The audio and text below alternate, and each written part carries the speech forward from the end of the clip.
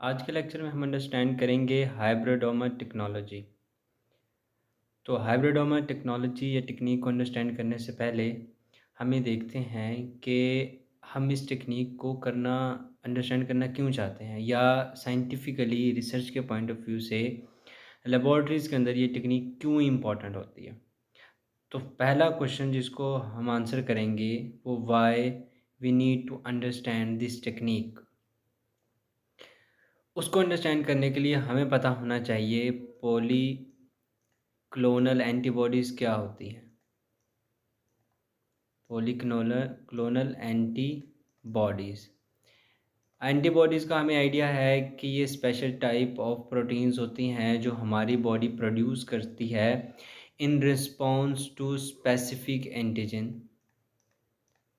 In response to specific antigen.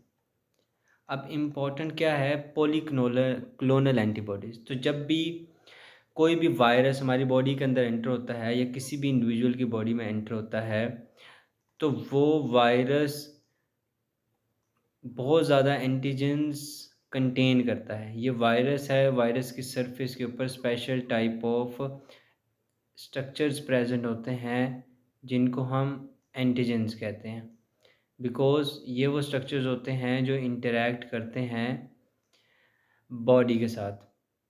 अब virus के surface के ऊपर बहुत ज़्यादा एंटीजेंस प्रेजेंट होने की वजह से बॉडी के अंदर different plasma cells antibodies generate करती हैं। अब ये plasma cells in different antigens के अगेंस्ट डिफरेंट एंटीबॉडीज़ जनरेट करती हैं, जिनको हम क्लोनल एंटीबॉडीज़ कहते हैं। तो किसी भी वायरस के अगेंस्ट जो कन्वेंशनल रिसर्च थी वो ये थी कि डिफरेंट पैथोजेंस के अगेंस्ट पॉलीक्लोनल एंटीबॉडीज़ जनरेट की जाती थी डिफरेंट एनिमल्स के अंदर, माइस या रैबिट के अंदर, और फिर उनको यूज़ किया जाता था डिज़ीज़ को ट्रीट करने के लिए। बट उसकी प्रॉब्लम क्या थी कि ये जो क्लोनल एंटीबॉडीज़ होती हैं, ये क्रॉस रिएक्ट कर जाती हैं। यानी ये एक एंटीजन के अगेंस्ट नहीं होती, ये सिमिलर एंटीजेंस के साथ भी क्या करती हैं, बाइंड करती हैं। जिसके साथ बाइंड करना था उसके साथ बाइंड नहीं करती, तो ये एक ड्रॉबैक है। उसके अलावा पॉलीक्लोनल एंटीबॉडीज़ ये ज़्यादा स्पेसिफिक नहीं होती।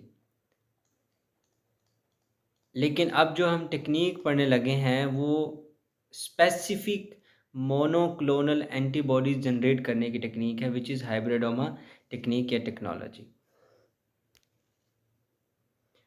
अब हाइब्रिडोमा के बारे में हमने कुछ अंडरस्टैंड किया कि हाइब्रिडोमा असल में है क्या।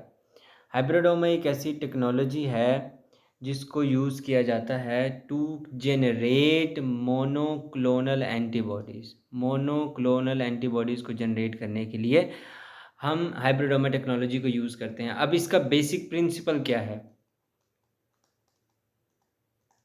इसके बेसिक प्रिंसिपल को हम अंडरस्टैंड करते हैं। इसमें हम क्या करते हैं, एक माउस लेते हैं, उस माउस के अंदर हमारा टारगेटेड एंटीजन को इंजेक्ट करते हैं। फिर हम दो स्पेशल टाइप ऑफ सेल्स लेते हैं, माइलोमा सेल्स, और इस माउस ने जो बी सेल्स प्रोड्यूस की हैं उन बी सेल्स को एक्सट्रैक्ट करते हैं और माइलोमा सेल्स के साथ कंबाइन करवाते हैं। जब ये माइलोमा सेल्स बी सेल के साथ कंबाइन होते हैं तो आपके पास एक हाइब्रिड सेल बनता है जिसको हाइब्रिडोमा कहते हैं।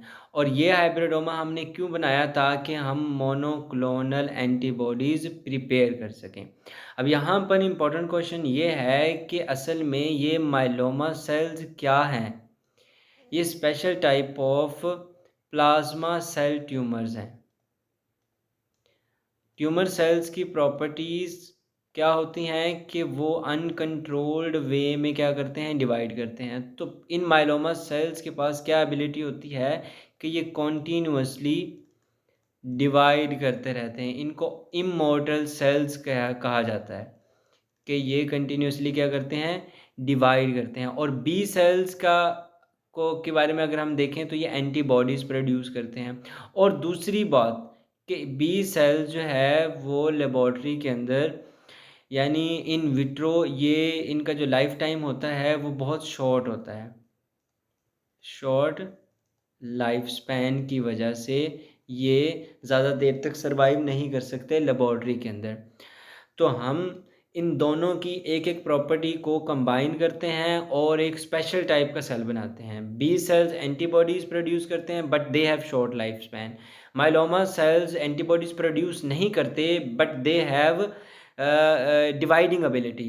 तो माइलोमा सेल्स की डिवाइडिंग एबिलिटी और बी सेल्स के एंटीबॉडी प्रोड्यूसिंग एबिलिटी को कंबाइन किया जाता है, जिससे हाइब्रिडोमा सेल्स बनाए जाते हैं। और उस हाइब्रिडोमा सेल से क्या प्रोड्यूस किया जाता है? Monoclonal antibodies.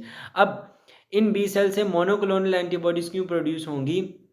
बिकॉज हम बी सेल का क्लोन लेते हैं, यानी एक ही क्लोन। ये बी सेल है जिसने एक एंटीजन को रिकॉग्नाइज किया या उसके साथ बाइंड किया, तो जब ये डिवाइड होगा तो हमारे पास इसी बी सेल के क्लोन्स प्रोड्यूस हो जाएंगे।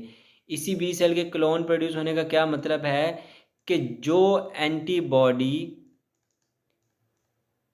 ये वाला बी सेल प्रोड्यूस कर रहा था, पेरेंट बी सेल प्रोड्यूस कर रहा था, वही एंटीबॉडीज़ जो हैं वो ऑफस्प्रिंग सेल्स भी प्रोड्यूस करेंगे, डॉटर सेल्स भी क्या करेंगे? प्रोड्यूस करेंगे। तो इस तरह से हमारे पास जितनी भी एंटीबॉडीज़ आएंगी वो एंटीबॉडीज़ सारी की सारी सेम होंगी। बट पॉलीक्लोनल एंटीबॉडीज़ में हम क्या करते हैं कि जब उसको एनिमल सेल के अंदर प्रोड्यूस किया जाता है तो हर मर्तबा हमारे पास मिक्सचर ऑफ एंटीबॉडीज़ प्रोड्यूस होती हैं। इस वजह से भी जो न्यू टेक्नोलॉजी है वो शिफ्ट हो रही है toward monoclonal antibody generation for different diagnostic purposes. Next हम चलते हैं इसके मैकेनिज़्म के ऊपर कि असल में ये किस तरह से किया जाता है। पहला स्टेप जिस तरह से हमने पहले भी पढ़ा कि असल में हाइब्रिडोमा टेक्नोलॉजी के अंदर सबसे पहला काम क्या होता है कि हम इम्यूनाइजेशन करवाते हैं, यानी एक एंटीजन के अगेंस्ट, एक एंटीजन है उसके अगेंस्ट हम एंटीबॉडीज़ प्रोड्यूस करवाना चाहते हैं, तो उस एंटीजन को हम इंजेक्ट करेंगे इनटू माउस या दूसरे लेबॉर्ट्री के एनिमल्स जिनमें रैबिट में इन्वॉल्व है। तो हम माउस के अंदर इसको इंजेक्ट करते हैं, जिस प्रोसेस को कहते हैं इम्यूनाइजेशन। अब होगा क्या कि इस एंटीबॉडी के माउस के ब्लड के अंदर एंटीबॉडीज़ बनना स्टार्ट हो जाएंगी, एंटीबॉडीज़ बनना स्टार्ट हो जाएंगी। अब जब एंटीबॉडीज़ बनेंगी तो उन एंटीबॉडीज़ को हमने क्या करना है? निकालना है। एक स्पेसिफिक टाइम के लिए इंजेक्शंस दिए जाते हैं और फिर चेक किया जाता है कि एंटीबॉडीज़ प्रोड्यूस हो गई हैं या नहीं हुई। इसको किस तरह से चेक किया जाता है? By different techniques like ELISA perform किया जाता है टू चेक कि इस माउस के अंदर एंटीबॉडीज़ प्रोड्यूस हो गई हैं या नहीं है। या दूसरी टेक्निक है फ्लो साइटोमेट्री। उसके बाद क्या किया जाता है? इस माउस का स्प्लीन है उसको एक्सट्रैक्ट किया जाता है, आइसोलेट किया जाता है, बिकॉज़ जो स्प्लीन है वो बी सेल्स प्रोड्यूस करते हैं और उन बी सेल्स को बाकी आगे हम यूटिलाइज़ करेंगे। तो स्प्लीन की आइसोलेशन इस वजह से ज़रूरी है because they are B cell producing organ. उसके बाद थर्ड प्रोसेस क्या है हमारे पास? फर्स्ट था इम्यूनाइजेशन, सेकंड में स्प्लीन को रिमूव किया हमने, थर्ड में हम माइलोमा सेल्स को प्रिपेयर करते हैं। अब माइलोमा सेल्स जिस तरह से हमने पहले अंडरस्टैंड किया, they are continuously dividing cells, लेकिन इनको स्टिल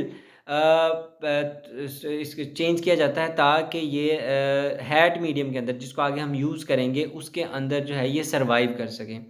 तो माइलोमा सेल्स के अंदर थोड़ी बहुत चेंजिंग की जाती हैं बाय यूजिंग डिफरेंट केमिकल्स ताकि वो हेड मीडियम के अंदर सर्वाइव कर सकें। तो थर्ड मैकेनिज़्म था, स्टेप था हमारे पास preparation of myeloma cell line. तो हमने माइलोमा बना लिया। उसके बाद फोर्थ मैकेनिज़्म में या फोर्थ स्टेप में हम इनको क्या करेंगे? फ्यूज़ करेंगे। अब जो बी सेल्स हमने प्रोड्यूस किए और उनको आइसोलेट किया from the spleen of mouse, उन बी सेल्स को हम कंबाइन करवाएंगे, फ्यूज़ करवाएंगे विद द माइलोमा सेल्स, ऐसे माइलोमा सेल्स जो हैट मीडियम में सर्वाइव कर सकते हैं। जब ये दोनों सेल्स कंबाइन होंगे तो उसके रिजल्ट में आपके पास हाइब्रिडोमा सेल्स बनेंगे।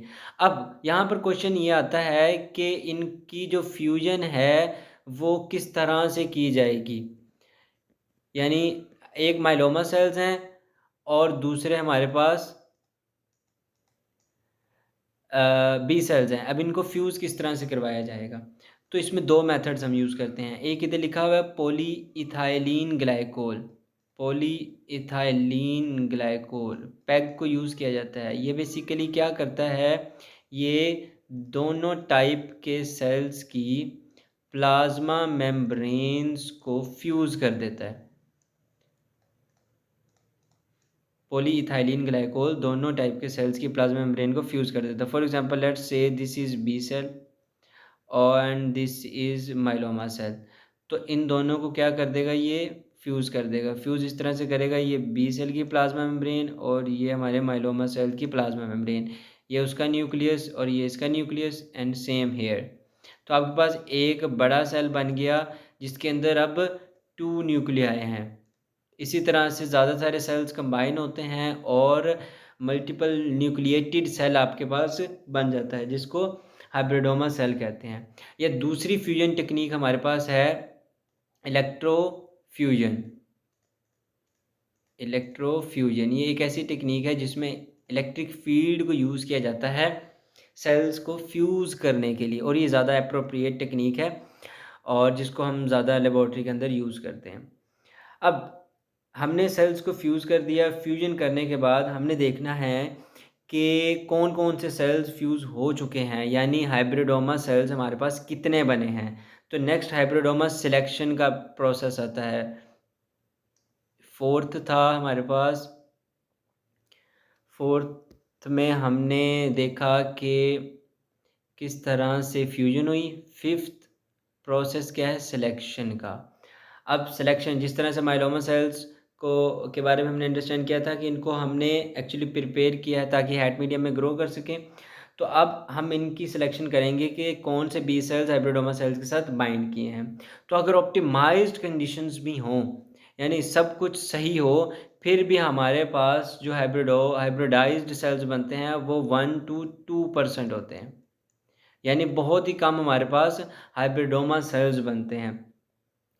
और अगर 1 to 2% में भी देखा जाए तो 100 सेल्स में से सिर्फ एक सेल ऐसा होगा जिसको हम फर्दर आगे यूज़ कर सकते हैं to produce antibody, to produce antibody. बहुत ज़्यादा कॉम्प्लिकेशंस होती हैं। कुछ बी सेल्स के साथ फ्यूज़ कर जाते हैं, कुछ माइलोमा सेल्स के साथ फ्यूज़ कर जाते हैं। लेकिन हमारी रिक्वायरमेंट क्या है, हमारी रिक्वायरमेंट बी सेल और माइलोमा सेल फ्यूज्ड सेल्स चाहिए हमें। तो वो जो सेल की परसेंटेज होती है हमारे पास वो 1 to 2% होती है। बाद में हमने इनको क्या करवाना होता है, क्लोनिंग और इनकी प्रोपगेशन। यानी हम चाहते हैं कि जो हमारे पास हाइब्रिडोमा सेल्स बने हैं 1 to 2%, उनको फर्दर क्लोन करवाया जाए, प्रोपगेट करवाया जाए, ताकि हमारे पास एक मैस आ जाए, बहुत ज़्यादा सेल्स आ जाएं हाइब्रिडोमा सेल्स के, जिनको हम फर्दर जो थेराप्यूटिक एप्लीकेशंस के लिए, दूसरे पर्पसेस के लिए यूज़ कर सकते हैं। अब जो क्लोनिंग है वो 2 तरह से की जा सकती है। इसके बाद जो 6th स्टेप है वो है क्लोनिंग, क्लोनिंग या प्रोपगेशन।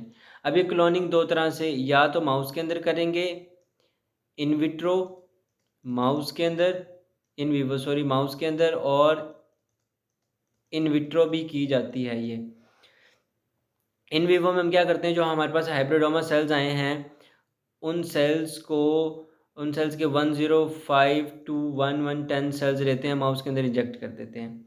जिससे क्या होता है, सेल्स जो है माउस के अंदर एंटीबॉडीज़ बनना स्टार्ट हो जाती हैं। इन विट्रो हम क्या करते हैं कि हम स्पेसिफिक कंडीशंस प्रोवाइड करते हैं हमारे हाइब्रिड सेल्स को, जिससे वो क्लोन करते हैं और हमारी एंटीबॉडीज़ को प्रिपेयर करते हैं। तो इस तरह से हमारे पास मोनोक्लोनल एंटीबॉडीज़ आ जाती हैं लेबॉर्ट्री के अंदर या माउस के अंदर। और उसके बाद हमने क्या करना होता है, हमारे पास जब माउस के अंदर आ गई हैं या लेबॉर्ट्री के अंदर, अब उनको प्यूरीफाई करना होता है, बिकॉज हमारे पास बहुत ज़्यादा वो एंटीबॉडीज़ आ रही हैं। तो अब हमने उनको प्यूरीफाई करना है, अपनी स्पेसिफिक एंटीबॉडीज़ को। लास्ट में हम उनको जब प्यूरीफाई करते हैं तो वो अफिनिटी क्रोमेटोग्राफी या HPLC, ये 2 टेक्निक्स हम यूज़ करते हैं जिससे हमारे पास मोनोक्लोनल एंटीबॉडीज़ आ जाती हैं। तो इस पूरे मैकेनिज़्म में हमने ये अंडरस्टैंड किया कि किस तरह से मोनोक्लोनल एंटीबॉडीज़ को प्रिपेयर किया जाता है। Thank you so much for watching.